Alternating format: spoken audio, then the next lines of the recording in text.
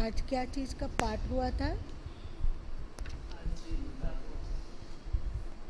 दीनता। क्या पाठ किए दीनता में?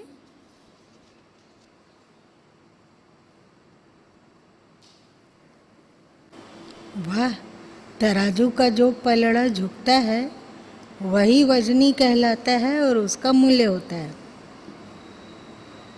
उसी तरह जो झुकता है वही बड़ा है।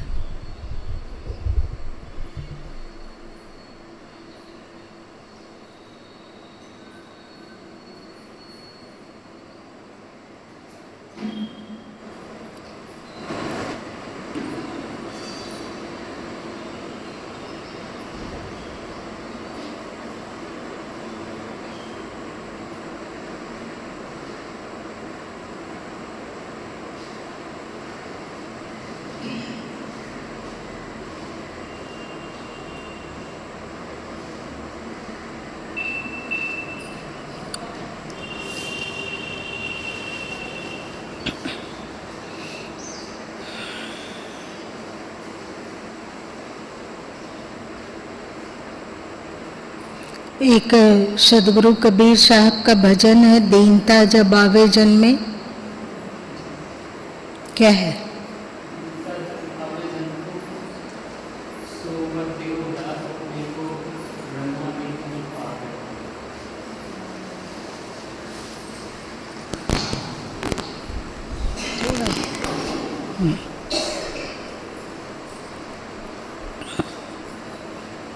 आप लोग गाते हैं क्या?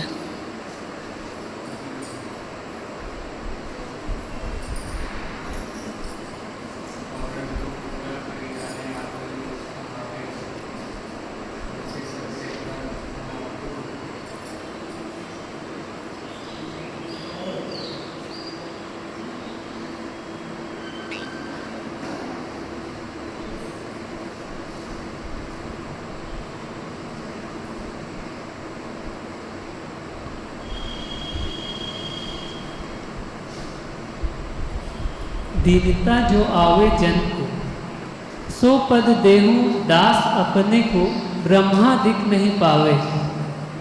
औरन को पूरा कर जाने, आप ही ओछ कहावे। तुमसे सत्य कहत हो अवधू, सो मोरे मन भावे। इन पांचों से तोड़ी स्नेहा, साहब के गुण गावे। होय अधीन प्रेम लौलावे, कुल अभिमान बहावे। एक ही ब्रह्म सकल घट देखे, द्वितीय दूरी बहावे। सत्य शब्द में रहे समाई, पढ़ी गुनी सब बिसरावे। गुरु की दया साधु की संगति, बनत बनत बनी जावे। कहीं कबीर सुनो हो अवधू, क्यों न परम पद पावे। जो पद ब्रह्मा जी को भी नहीं मिला वो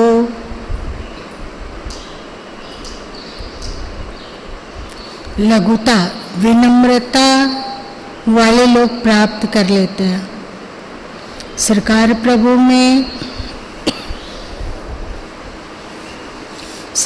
प्रभु में अद्भुत विनम्रता थी, अद्भुत। वैसी विनम्रता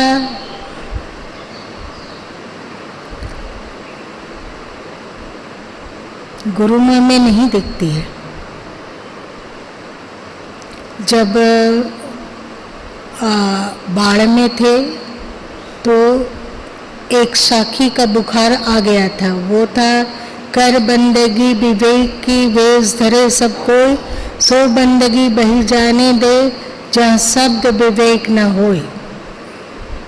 कर बंदगी विवेक की मतलब ज्ञानी लोगों को बंदगी करो। वेश तो बहुत सारे लोग धारण कर लेते हैं, उस बंदगी को बह जाने दो जहाँ शब्द नहीं है, विवेक नहीं है, ज्ञान नहीं है, बोध नहीं है, शुभ अशुभ की पहचान नहीं है। और यदि शुभ और अशुभ की पहचान है तो शुभ को ग्रहण और अशुभ का त्याग नहीं है, वहाँ क्या झुकना।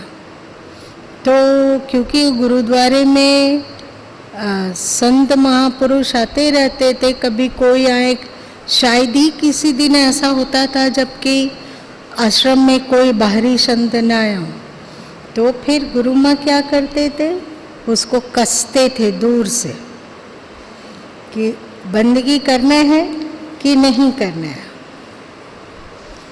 बंदगी करने योग्य है या नहीं है, बढ़िया से उसका जांच परख करते थे। और सरकार प्रभु थे कि कोई आया, वो अगला झुक के प्रणाम करने को है, उसके पहले ही वे हाथ जोड़ देते थे, पहले ही वो विनम्र होके झुक जाते थे। वो ऐसा जरूरी नहीं है कि संत जाने पहचाने हो या और कुछ हो। तो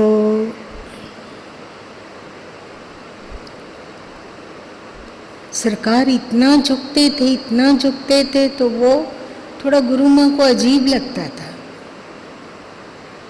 कि न जानते हैं न पहचानते हैं, तो इतना क्या झुकना।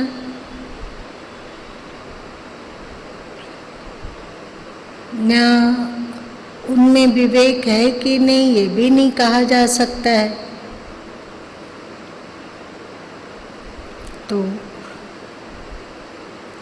धीरे धीरे धीरे धीरे धीरे जानकारी हुई कि शाहबंदगी का 2 अर्थ होता है। एक बार बताए हैं ना हाल ही में, क्या बताए थे?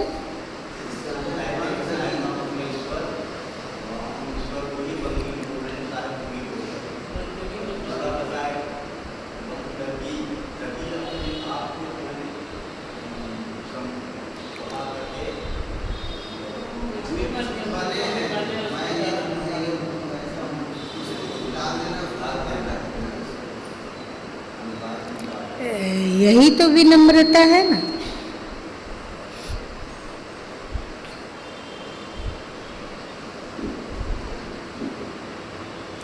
जैसे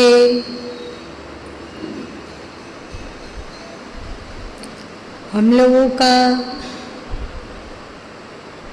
हिंदी शब्द को देखो, नमस्ते,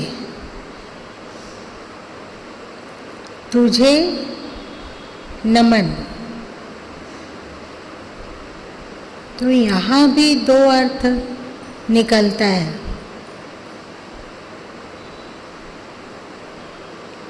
जो तुम्हारे भीतर परमात्मा है उसे नमन, और दूसरा है कि जब तक किसी में भी परमात्मा की उपस्थिति है तब तक वो कीमती है, इसलिए आपको भी नमन। इसका अर्थ ये होता है,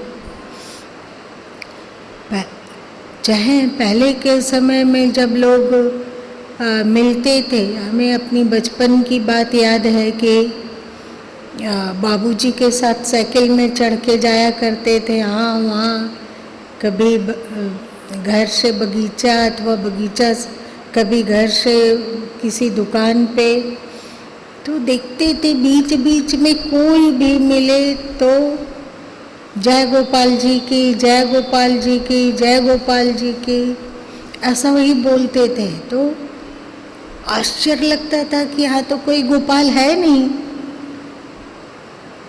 यहाँ एक इंसान है, तो जय गोपाल क्या मतलब क्या हुआ। तो एक बार पूछा गया था कि ये जय गोपाल कोई भी मिला, कोई भी जाना पहचाना मिला। अब लगता है ये सब परंपराएं कम हो गई है कि मिट गई है।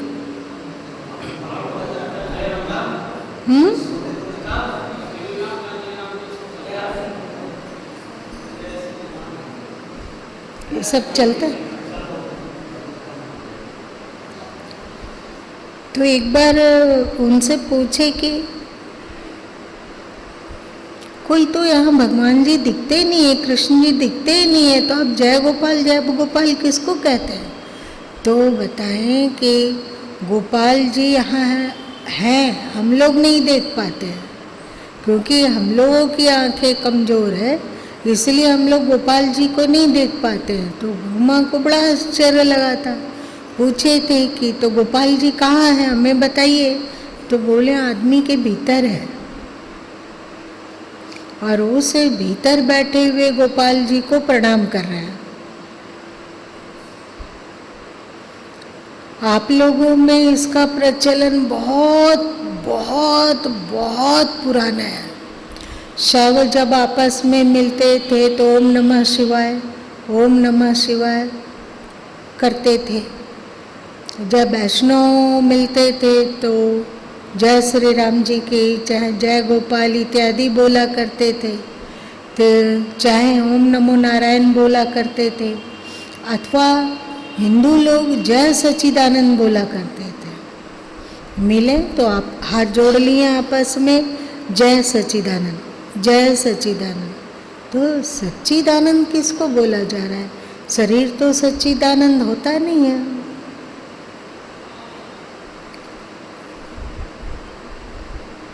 इसका अर्थ है कि वे आत्म तत्व की ओर दृष्टि डालकर, आत्म तत्व की ओर दृष्टि रखकर बोला करते हैं जय सच्चिदानंद, ओम नमो नारायण, ओम नमः शिवाय, जय गोपाल जी की, जय राम जी की, ऐसे। तो हमारे पूर्वजों में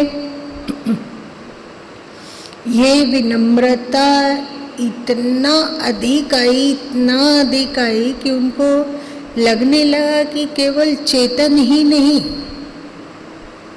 केवल मनुष्य में ही जय सच्चिदानंद बोलने की बात नहीं है। हर जगह तो वो ईश्वर है, हर जगह तो मालिक है, हर जगह उसकी अवस्थिति है। दोष हमारा है कि हम उनको देख नहीं पाते। संदेह हम अपनी आँखों पर करते हैं, उन पर तो संदेह करने का कोई गुंजाइश ही नहीं है। किस पर ज़्यादा भरोसा है? शाखी ग्रंथ है, बीजक है, गीता है, उपनिषद है, रामचरितमानस है, सिया राम मैं सब जग जानो, करो प्रणाम जोड़ी जुग पानी। तो सारे शास्त्र कहते हैं कि हर जगह ईश्वर है, पर हम लोगों को दिखता नहीं है कि ईश्वर कहीं है। तो मन कहता है कि कहाँ ईश्वर है, दिखाओ। ये सब धपोली बातें लिखी हुई है। तो अब बताइए, आप मन की बातों पर ज़्यादा विश्वास करेंगे या ज्ञानियों की बातों पर ज़्यादा विश्वास करेंगे? हो जाता है कि नहीं नहीं नहीं हम ये सब नहीं मानते हैं। अरे भाई, तेरे मानने या नहीं मानने से क्या होता है? तुम्हारे मन में ताकत ही कितनी है जो कि तुम बोलते हो कि हम नहीं मानते। तुम्हारे पास अक्ल और बुद्धि ही कितनी है कि तुम कहोगे कि ये मानते हैं, ये नहीं मानते हैं। देखते हैं कि सभी शास्त्र कहते हैं कि ईश्वर सर्वव्यापी है। ईशावास्यम इदम सर्वम, है ना। किसी के कहने पर कि वो परमात्मा किसी एक लोक में रहता है, एक धाम में रहता है, कहने से क्या होगा? आपकी बात माने कि इतने इतने शास्त्रों की बात माने? एक तरफ भारतीय मनीषा की समस्त शास्त्र हैं और एक तरफ आप हैं और आपके गुरु महाराज जी हैं। तो हम किसको माने? व्यापक ईश्वर को माने कि ईश्वर एक जगह कहीं बैठा हुआ है? यदि ईश्वर कहीं बैठा हुआ होता तो कुल्ला उल्ला तो फेंकता ही होगा, तो हम लोग के सिर पर गिरना चाहिए।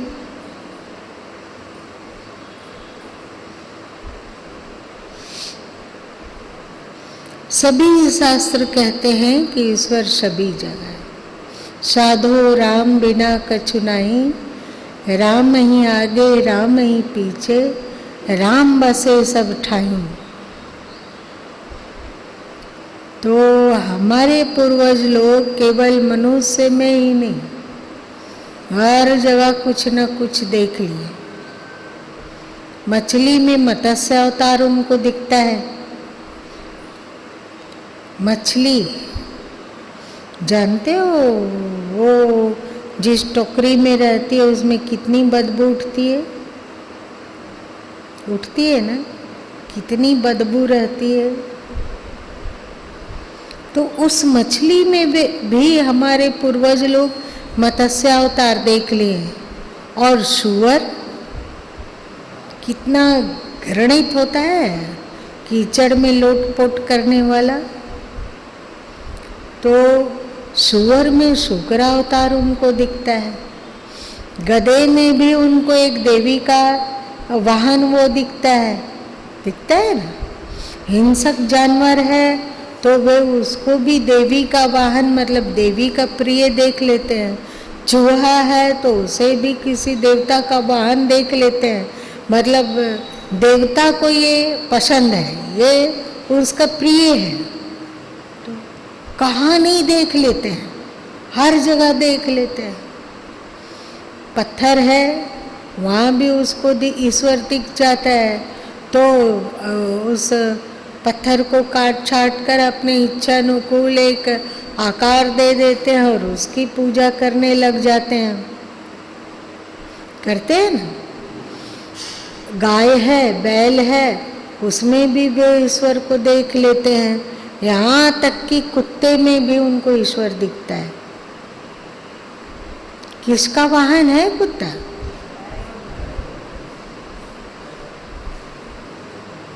कहाँ जाए कुत्ता जो इतना विचित्र दिखता है, बच्चा बच्चे सब खाता है, उसको भी देख लेते हैं कि नहीं अमुक देवता को ये प्रिय है। अब कहाँ नफरत करेंगे। बात रही कौवे की, देखने में तो अजीब लगता है। जब गुरु माँ बच्चे थे तब की बात बता रहे हैं, कुछ कुछ याद आ जाती है। कौवे और कबूतरों को घर में बहुत बहुत आया करते थे, कौवे और कबूतर। ऐसा लगता था कि हम लोग उसमें अगर 10 जन रहते हैं तो वहाँ पर कौवे और कबूतर 50 होते थे। तो उन लोग को पहले देखते थे कि कौन बाल बाल झाड़ के आया है। उस समय बुद्धि नहीं था कि ये कौवा कैसे अपना बाल झाड़ेगा, चाहे कबूतर अपना बाल कैसे झाड़ेगा। बाल कैसे झरा हुआ रहता है पता है तुम लोग को? एकदम सुंदर से सजा हुआ है, और किसी किसी कौवा का पंख वगैरह उधनाया हुआ सा रहता था, चाहे कबूतर लोग का पंख उधनाया हुआ रहता था, तो लगता था ये कौवा सही नहीं है, ये एकदम गंदा रहता है। देखो कितना गंदा अपना बाल को रखा है, लगता है कि इसके पास कंघी भी नहीं होगा, ये कंघी भी नहीं किया करके आया है। तो लगता था ये प्रणाम करने योग्य नहीं है, बड़ा गंदा रहता है।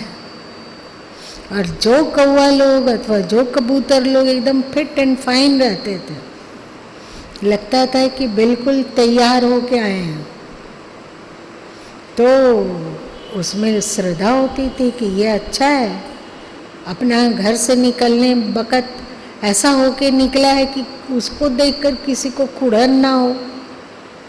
तो उसको लगता था कि ये प्रणाम करने योग्य है और कुछ सीखने योग्य है। एक बार गांधी जी और रविंद्रनाथ टैगोर को कहीं जाने का था, तो गांधी जी और वो एक ही स्थान पे ठहरे हुए थे। तो गांधी जी को तो तैयार होने में कितना लगेगा बताओ। तुरंत सा एक धोती पहने अपना और ऐसे करके लपेट लिए और तैयार है लाठी लेके कि अब चलो। और रविंद्रनाथ टैगोर अभी रुके 2 मिनट वे तैयार हो रहे हैं।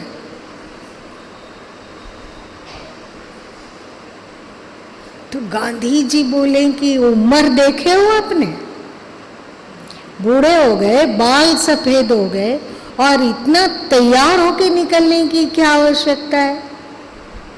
तो वो बोले कि मैं सौंदर्य का उपासक हूँ, मैं मानता हूँ कि वो शिव सुंदर है, तो सब में वही बैठा हुआ है, वही शिव बैठा हुआ है। तो हम अस्त व्यस्त तरीके से बाहर निकलेंगे तो शिव को बुरा लगेगा। जब उन्हें सत्यम शिवम सुंदरम कहा जाता है, वो सत्य है, शुभ है और सुंदर है। तो हमें अपने भीतर में सत्य, आचरण में शुभ और बाहर से सुंदर होना चाहिए। अंदर अंतस में सत्य हो, मतलब सत्य का ज्ञान हो, और हमारा मन और इंद्रियां शुभ मार्ग का अनुगामी बने, और बाहर का जो कलेवर है ऐसे नहीं निकल जाए कि कोई देखकर, मतलब क्या हुआ, जरा दूर रहिए, जरा दूर रहिए, पास आने पर लगता है कि भगवान ये कभी स्नान आदि किया है कि नहीं, हर जगह बदबू को बांटते चलता है। जो प्याज लहसुन वगैरह तुम्हारे पूर्वज लोग एकदम जोर से इसको मना कर दिए, जबकि वास्तव में वो एक सब्जी है ना, एक सब्जी है वो। जैसे और आलू वगैरह है, आलू है, मूली है, शकरकंद है, चाहे और धरती के नीचे बैठने वाले कंद हैं, वैसे ही प्याज लहसुन है। लेकिन उसकी बदबू ना, ये सब में बैठे हुए ईश्वर को बिल्कुल पसंद नहीं आएगा।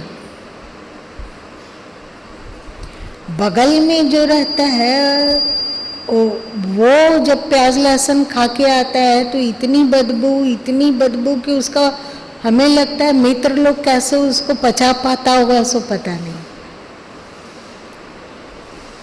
मतलब जो दो प्याज लहसुन खाने वाले नजदीक आके मिले तो उन लोगों को दिक्कत नहीं लगती है क्या?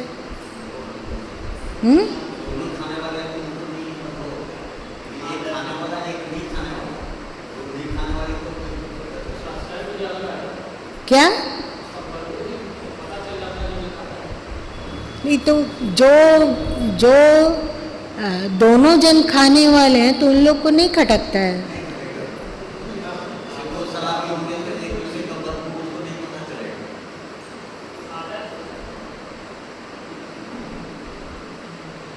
जो तो हमारे पूर्वज लोग बोले ना, जितने भी दुर्गंधित चीज है उसे नहीं खाना चाहिए।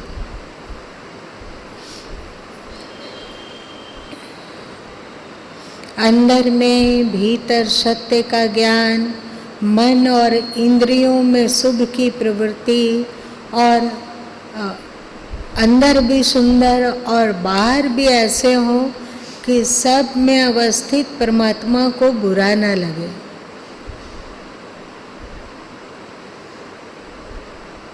और सोचो, जो नहीं खाता है उसको प्याज लहसुन से इतनी बदबू आ रही है, तो जो परमात्मा उसके भीतर में निवास करता है उसको कैसा लगता होगा?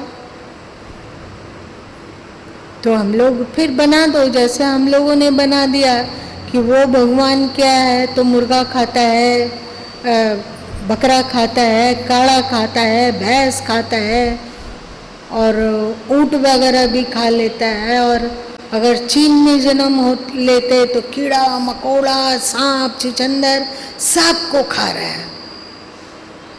अभी एक लेख में पढ़े थे कि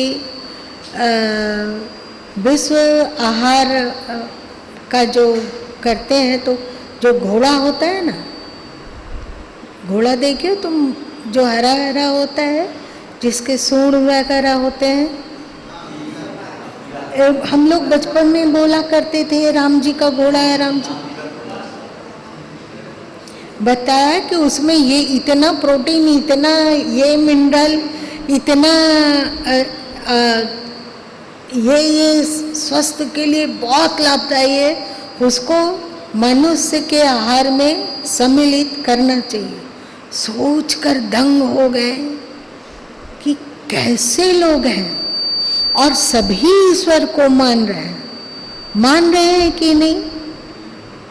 चाहे ईसाई हो वो भी ईश्वर को मान रहा है, और चाहे इस्लाम में हो वे भी ईश्वर को मानता है, चाहे कोई भी हो सब ईश्वर को मानता है। और हम अपने शरीर में जो कि ईश्वर का मंदिर है, जिसका निर्माण उन्होंने किया, उस पवित्र शरीर में हम लोग ये कितनी गंदी गंदी चीजें डालते हैं। कहते हैं ये भगवान को पसंद है, तो ये भगवान को पसंद है, इसका कोई तुम साक्ष्य दो, कोई उदाहरण दो। आप इधर कहते हो कि सभी प्राणी ईश्वर की ही संतानें हैं, तो आप जैसे ईश्वर को उसकी ही संतानों को काट कर, मार कर, चिबला कर, नष्ट करके उसको अर्पित कर दे रहे हो, तो तुम सबसे पहले अपने बच्चों को काटो और खाओ, उतने ही खुशी खुशी। जब तुम अपने बच्चों को काट कर खा सकोगे तो वो परमात्मा भी अपने बच्चों को खा के थोड़ा तृप्त होगा। तुम नहीं खा सकते हो अपने संतानों को, तो वो परमात्मा कैसे अपनी संतानों की हत्या और उसके लहू को चाटना चाहेंगे? ऐसा परमात्मा वस्तुतः परमात्मा ही नहीं है, वो शैतान है। सही या गलत? ऐसे परमात्मा को छोड़ देना चाहिए, वो परमात्मा है ही नहीं। परमात्मा का वेश धारण करके कौन आया है? शैतान आ गया है। दूर करो उसे। जो हमें नहीं, हमारी आत्मा को पसंद नहीं है, वो उनको कैसे पसंद होगा? हम ज्यादा प्रेमवान है कि वो ज्यादा प्रेमवान है? वो ज्यादा प्रेमवान है तो ये कैसे होगा? तो जो भारत में आया शाकाहार इत्यादि की बातें, अथवा जो दुर्गंधित चीज़ है उसे नहीं खाना है, अथवा जो तामसी चीज़ है उसको नहीं खाना है, क्योंकि तामसी चीज़ से तामस का आवरण अंतस में आएगा। और गीता में भी कहा गया, और सभी शास्त्र कहते हैं कि तमोगुणी लोग ईश्वर से दूर हट जाते हैं। गीता में है कि नहीं? ऊर्ध्वं गच्छन्ति सत्त्वस्थ, ऊर्ध्व में सत्व को धारण किए हुए पहुँचते हैं, मध्य में को धारण किए हुए मध्य लोक इत्यादि, पृथ्वी इत्यादि लोक में आकर जन्म लेते हैं, और निकृष्ट लोग तामस में चले जाते हैं, नीचे गिर जाते हैं। तो अभी हम लोग मनुष्य हैं, तो यदि सत्वगुण को बढ़ाते हैं तो फिर हमारी गति पक्का है कि ऊर्ध्व होगी। हम लोग सारे शरीर को कंट्रोल करने वाला शरीर में कहाँ बैठा हुआ है? हम लोगों के शरीर को कंट्रोल करने वाला कहाँ है? बोलते हैं ना, मस्तिष्क से निकले हुए तंतु जाल पूरे शरीर में फैले हुए हैं, तो मस्तिष्क वहीं से सिग्नल देता है और तदनुसार सभी अंग प्रत्यंग कार्य करते हैं, है कि नहीं? हम लोग के उर्दू में इस शरीर का संचालन करने वाला बैठा हुआ है, मतलब शरीर का संचालन जिस चेतन तत्व से हो रहा है वो हमारे शरीर, जिसको कि ब्रह्मांड कहा गया। तो ऊर्ध्व गच्छन्ति मतलब वो चेतन तत्व जो सबका नियंता है, तुम उसकी ओर अग्रसर होगे। वस्तुतः जो बहुत सारे लोग होते हैं जो कि कुछ में भी सफलता पाते हैं तो ऊपर देखते हैं और ऐसे करते हैं, ऊपर देखकर। वस्तुतः ये प्रचलन आया, इसलिए आया कि तुम अपने आप को, उस ऊर्जा को, उस चेतन तत्व को अपने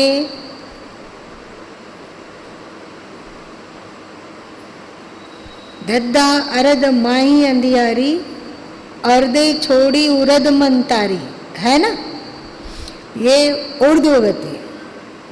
तो गीता कहती है कि सत्वगुणी व्यक्ति ऊर्ध्व की ओर बढ़ता है और मध्य गुणी व्यक्ति मतलब राजस व्यक्ति जहाँ है वहीं पर स्थिर रहता है, और तमोगुणी व्यक्ति और अधिक नीचे आ जाता है,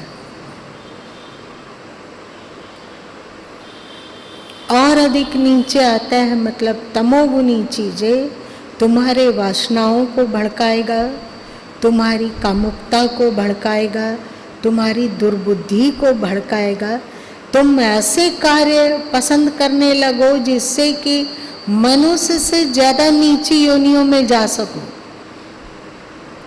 पशु पक्षी इत्यादि योनि में चले गए, कीट पतंगे की योनि में चले गए, अथवा जीव जंतु की योनि में चले गए।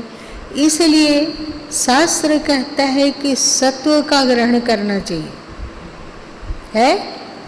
और बीजक में भी सदगुरु कबीर साहब गाइन माही बसे नहीं कबहू, क्या है बोलिए, क्या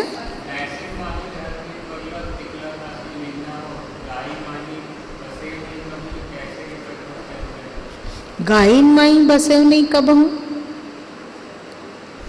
गाय के निकट कभी नहीं बसे। गाय यहाँ सतगुण है।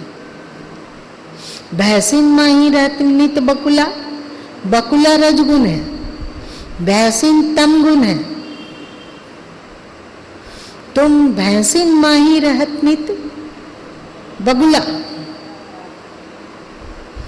बगुला और भैंस के बीच में रहते हो, मतलब रजोगुण और तमोगुण के साथ रहते हो, तो कैसे के पद पहचानवे हो, तो सत्य को कैसे जान सकोगे। कितनी अनमोल बातें हैं ये सब, है कि नहीं, छुपी हुई। हम लोग पाठ करते वक्त बढ़ते जाते हैं और आगे निकल जाते हैं, पर एक एक रहस्य कीमती है। तो अंतस में तो सत्य का बोध हो, मन और इंद्रियों के द्वारा शुभ का ग्रहण हो, मतलब सत्व का ग्रहण हो, मतलब सत्व गुण का ग्रहण हो, ठीक है। और तमोगुण का त्याग हो, ये सभी शास्त्र कहते हैं। तो जो रजगुण में स्थिर रहता है, रजोगुणी मन जो कहा, हाँ मन कह रहा है, हम देख ले रहे हैं कि ये शास्त्र का बहुत ज़्यादा तो विरोध नहीं है।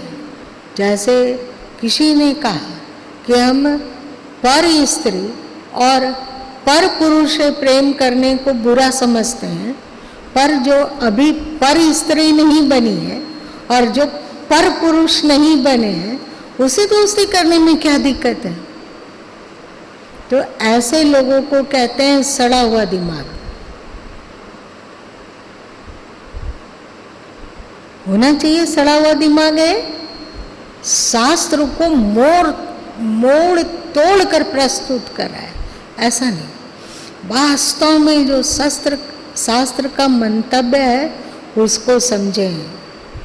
बीजक है, साखी ग्रंथ है, गीता है, उपनिषद है, वेद है,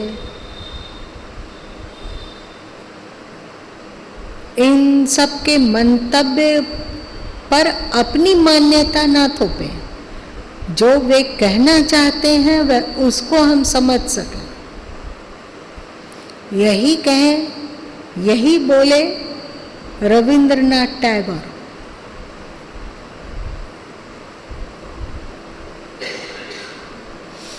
आप यदि अभी आश्रम आए, यदि गंदा संदा कुछ भी लपेट लें, पहन लें और कीचड़ वचड़ में डूब डाब कर यहाँ आए, तो आप पाप कर रहे हैं कि पुण्य कर रहे हैं? क्यों? रास्ता से आए सब पर बिजली गिराते हैं। आदमी है कि पागल है? सबको आहत और दुखी करते हैं। यही रविंद्रनाथ टैगोर बोले। रविंद्रनाथ टैगोर केवल सुंदरम की चर्चा किए थे, गुरु माँ अपने तरफ से उसमें सत्यम और शिवम दोनों को भी जोड़ दिए।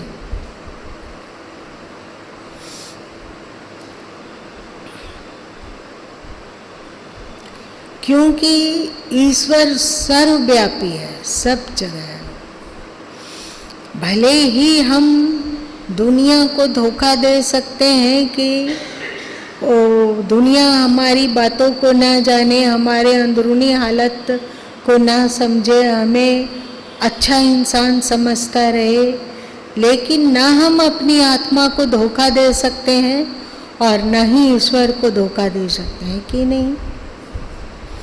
इसलिए हम लोगों को जो भी करना है उसमें ये हो कि ये कार्य ईश्वर को पसंद है या नहीं। इसी को सदगुरु कबीर साहब कहे, राम कसौटी कसते रहें।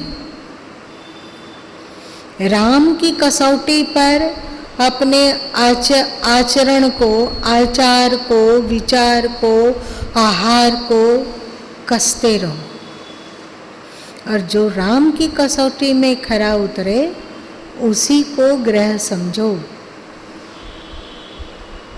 तो हम लोग अपनी मान्यता से 5-10 ये तमोगुनी प्रवृत्ति वाले लोगों ने बाद में जो जो शास्त्र बनाया उसमें लिख मारा कि ऐसे बलि देना है, ऐसे कुर्बानी देना है, ऐसे खाना है, उसको कीड़े को खा जाओ, मकोड़े को खा जाओ, मकड़े को खा जाओ, सांप को खा जाओ, चूहा को खा जाओ, हद है। चींटी को खा जाओ, मेंढक को खा जाओ, सब चीज खाने के लिए। ऐसे लोगों को असुर मानव कहते हैं, कहते हैं ना।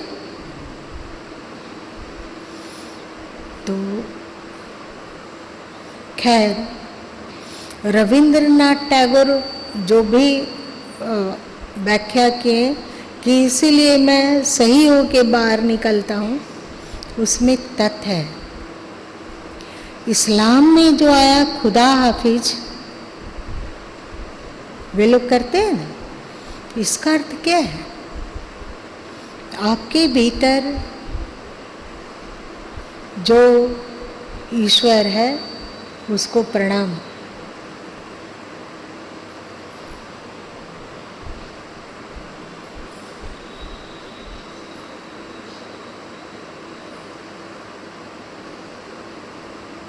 ये वे लोग भारतीय दर्शन से लिए हैं।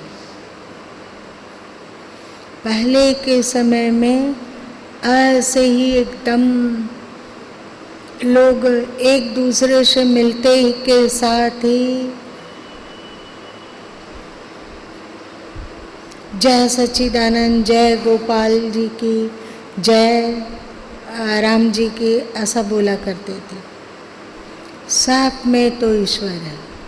ये अक्ल गुरु माँ को थोड़ा दिन के बाद आया। पहले तो सोचते थे कर बंदगी विवेक की, अब लगता है कि नहीं, कोई अच्छा है हो या बुरा हो, सब में ईश्वर का वास है और सब प्रणाम करने योग्य है। हम लोग किसी को प्रणाम करते हैं तो मुस्लिम लोग तो ऐसे ऐसे करके प्रणाम करता है ना, और कोई तो हाथ मिला के प्रणाम करता है, और हम लोग हाथ जोड़कर प्रणाम करते हैं। यही हाथ जोड़कर प्रणाम करने के ही मंतव्य को ईसाई लोग स्वीकार करके इस तरह से करते तो अपना अलग मजहब कैसे बन पाता? तो हाथ मिला के, एक मेरा हाथ है, एक तेरा हाथ है। तो हिंदू लोगों में हाथ जोड़कर प्रणाम करने के पीछे उद्देश्य था कि तुम्हारे भीतर का ईश्वर और मेरे भीतर का ईश्वर एक है।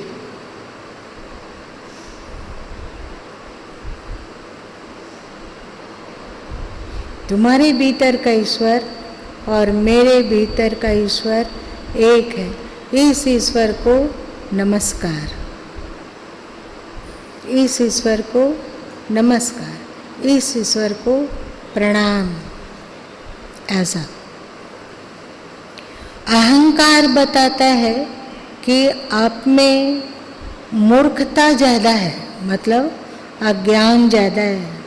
आप जैसे जैसे आगे बढ़ते हो तो वहाँ लगता है कि उसकी आत्मा और मेरी आत्मा की क्वालिटी में कोई अंतर नहीं है, कोई अंतर नहीं। हमारी आत्मा और एक गधे घोड़े की आत्मा में कोई अंतर नहीं। गधा घोड़ा है और हम इंसान हैं, हम सतोगुणी हैं कि हम तमोगुणी हैं। इसका भेद कहाँ से हो रहा है? मन से, मन और बुद्धि से भेद हो रहा है। ये आत्मा तो एक है, और जो झुका जाता है, विनम्रता होती है, लघुता आती है, वो आत्मा एक को देखकर झुक जाना, विनम्र हो जाना बिल्कुल आसान है कि नहीं?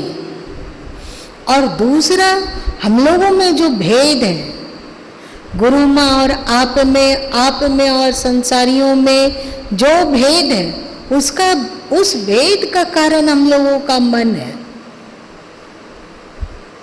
मन के कारण कोई गुरु है और कोई शिष्य है। मन के कारण कोई सन्यासी है और कोई संसारी है। मन के कारण कोई सतोगुणी है और कोई तमोगुणी है। तो सदगुरु कबीर साहब क्योंकि जानते हैं कि ठीक है, आत्मा में कोई भेद नहीं है, ये सोचकर कोई किसी के कहीं भी झुक सकता है, झुक सकता है।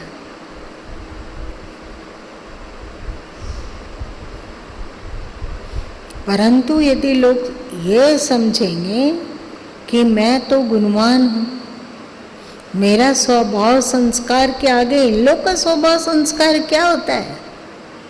ये लोग किस खेत की मूली हैं? ये संसारी लोग हैं, हम तो बड़े ज्ञानी हैं, हम सत्संगी हैं, और ये लोग संसार में अंधों की तरह बह रहे हैं।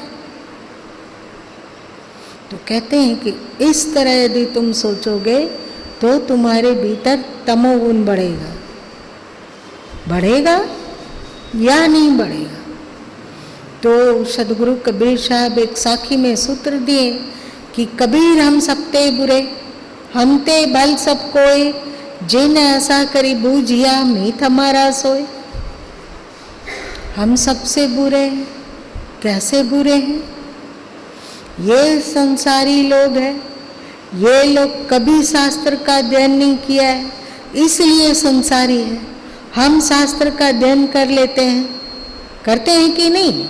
शास्त्र का अध्ययन भी कर लेते हैं, शास्त्र क्या कहता है इसको भी जानते हैं, सत्संग में भी सम्मिलित हैं, हम गुरु शरणागत भी हैं। वे लोग अभी गुरु शरणागत नहीं है, तो वे लोग इसलिए संसारी हैं। और हमारे में सत्संगी होते हुए भी, शास्त्राध्ययन करते हुए भी, गुरु शरणागत होते हुए भी जितनी क्वालिटी आनी चाहिए नहीं है। तो लगता है ना कि हम तो इन लोगों से बुरे हैं। क्यों? इन लोग नहीं जानता है, इसीलिए गलत मार्ग में जा रहा है, और हम जानते हुए भी गलत मार्ग में जा रहे हैं, इसलिए हम बहुत बुरे हैं। हे भगवान, मेरा उद्धार केवल आपकी शरण में ही हो सकता है, आपकी कृपा से हो सकता है। हम प्रयत्न कर लेंगे, शुभ और श्रेष्ठ की ओर हमारी मन और इंद्रियां चले, इसके लिए हम प्रयत्न करेंगे, पर केवल मेरे प्रयत्न से कुछ नहीं होगा। केवल मेरे प्रयत्न से कुछ नहीं होगा। मेरा प्रयत्न तभी सफल होगा जब आपकी कृपा उस प्रयत्न में जुड़ जाएगा। कर्मण्येवाधिकारस्ते मा फलेषु कदाचन, माँ कर्म फल हेतु भू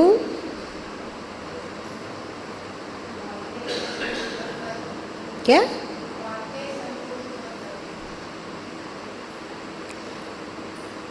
फल मेरे हाथ में नहीं, कर्म मेरे हाथ में है, पर वो कर्म कितना सफल होगा कितना असफल होगा क्या हम लोग के हाथ में है? इसके निर्णायक बहुत कुछ है। एक हमारा प्रारब्ध है, एक अधिष्ठान है, हमारा स्वभाव है, हमारा संस्कार है और हमारे पूर्व जन्म का प्रारब्ध है। सब बहुत लोग कर्म फल को प्रभावित करते हैं।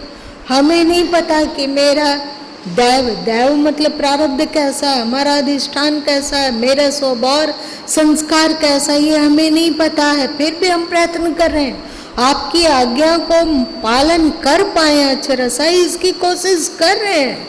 अब आप सहारा दे देना, आप उसको सफल बना देना। जिस मार्ग पे चलना चाहते हैं उस मार्ग पर चलने का मैं प्रयत्न करूंगा, आप उसका सदफल देना प्रभु, कि मैं आपके मार्ग की ओर अग्रसर हो सकूं। ऐसा कब व्यक्ति सोचेगा? जब उसे अपनी कमियां दिखेगी। ठीक है, अपनी कमियां नहीं दिखेगी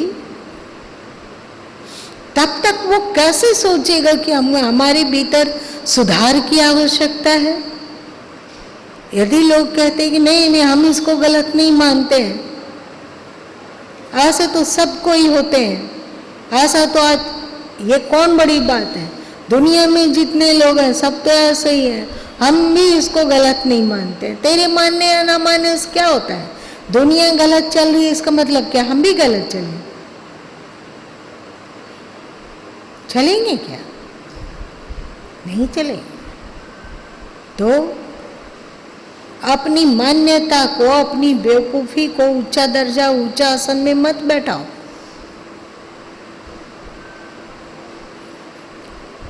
शुभ और सत्व, शुभ और श्रेष्ठ को जानो, इसके लिए प्रयत्न करो, पुरुषार्थ करो और साथ साथ भक्ति भी करो। भक्ति क्या है? भक्ति वो सेतु है जो परमात्मा को आपसे जोड़ देता है।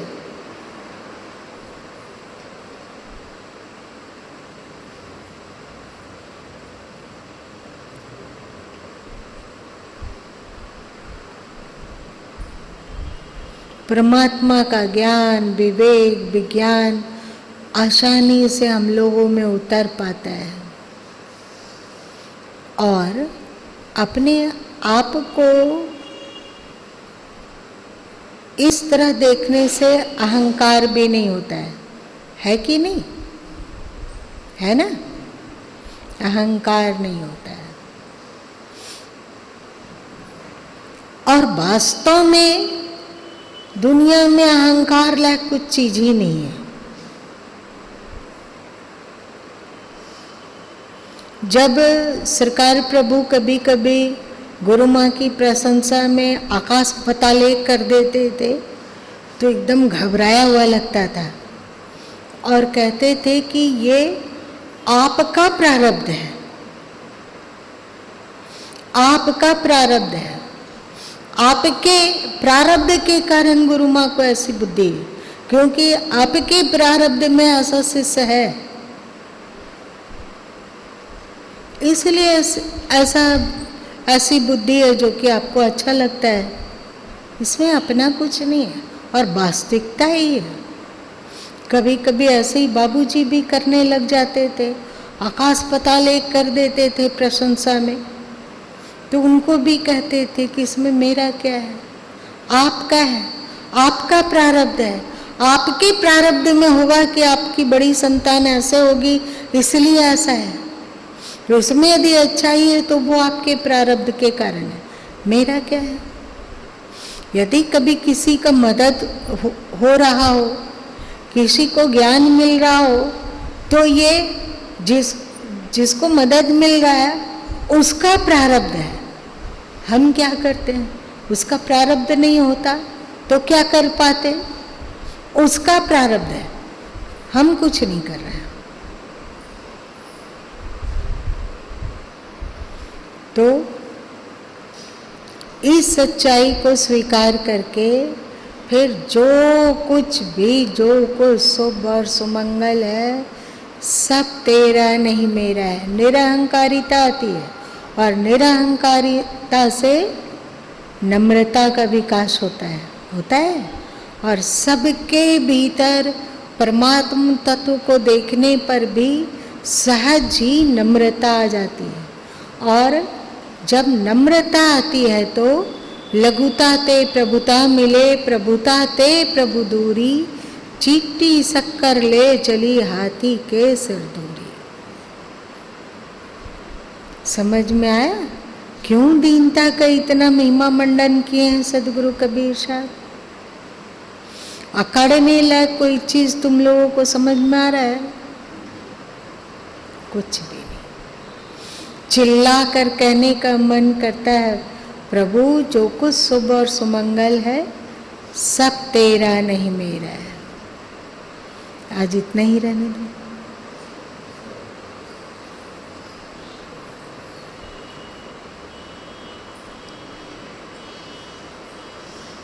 तुम लोग याद भी रखते हो कि सब भूल भाल जाते रहते हो?